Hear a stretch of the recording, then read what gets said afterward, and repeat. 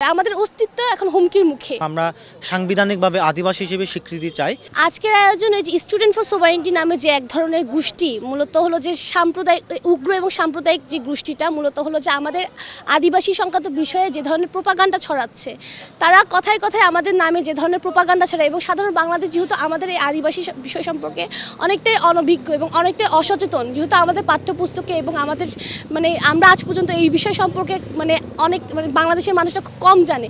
তো এই মানুষের এই যে না জানার বিষয়টাকে মূলত ওরা কাজে লাগাচ্ছে। তারা বিভিন্ন ধরনের মিথ্যা প্রোপাগান্ডা ছড়াচ্ছে এবং আমাদের আদিবাসীদেরকে নিয়ে সাধারণ মানুষের মনের মধ্যে একটা বিভ্রান্তি সৃষ্টি করতেছে এবং এই ধরনের কার্যক্রমের মাধ্যমে তারা মূলত বাংলাদেশে সাম্প্রদায়িক ইস্যু তৈরি করার চেষ্টা করতেছে। তো এবং সবথেকে বড় কথা হলো যে আমরা যেটা পাঠ্যপুস্তকের পিছনে গ্রাফিটির ছবি দেওয়া হয়েছে, এটা একটা গ্রাফিটির ছবি। 24 ঘন্টার মধ্যে তারা আলটিমেটাম দেওয়ার সঙ্গে সঙ্গে এনসিটিভি কোন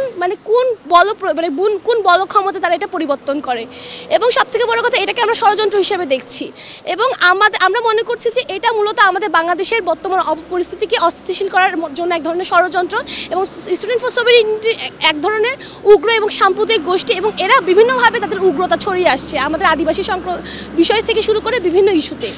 ক্যামেরায় ওয়াও, স্টাইল দেখাও, Xenon X21 পারলে ঠেকাও। এবং এই বিষয়ে আমরা তীব্র নিন্দা এবং প্রতিবাদ জানাচ্ছি।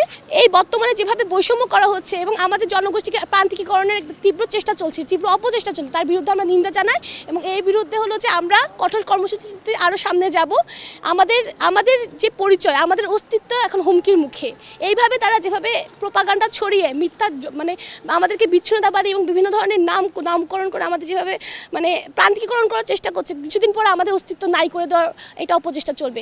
আমাদেরকে বলা হয় যে আমরা বহু জাতির দেশ, আমরা বহু জনগোষ্ঠী, বহু ভাষা দেশ, কিন্তু এখন এই ধরনের এই স্টুডেন্ট ফর সোভারেন্টির আচরণ এবং কার্যক্রম দেখে মনে হচ্ছে শুধুমাত্র একটি জাতিরই অস্তিত্ব আছে এবং একটি ভাষা এবং একটি ধর্মেরই, তাদের কার্যক্রমই আমাদের কাছে এই ধরনের তথ্যই নিয়ে আসে। তো এই বিরুদ্ধে আমাদের এই ধরনের কর্মসূচি গ্রাফিটি, যেহেতু তারা আমাদেরকে যেই 5ই আগস্টে আমরা যে গ্রাফিটি অঙ্কনের মাধ্যমে সামনে এসেছি, সেই গ্রাফিটি তারা মুছে দেওয়ার সাহস দেখিয়েছে, সরিয়ে দেওয়ার কথা বলে তারা সাহস দেখিয়েছে। তো তার বিরুদ্ধে আমরা যাচ্ছি, তার বিরুদ্ধে আমরা এই প্রতিবাদ কর্মসূচি দিচ্ছি এবং আমরা আমাদের অস্তিত্বে কখনোই হুমকির মুখে পড়তে দিব না। আমরা ওই কিছুদিন আগে এনসিটিভি কর্তৃক যে গ্রাফিটি থেকে আদিবাসী শব্দ বাদ দেওয়া হচ্ছে, তার প্রতিবাদে আমরা আবার সেই গ্রাফিটি অঙ্কন করছি।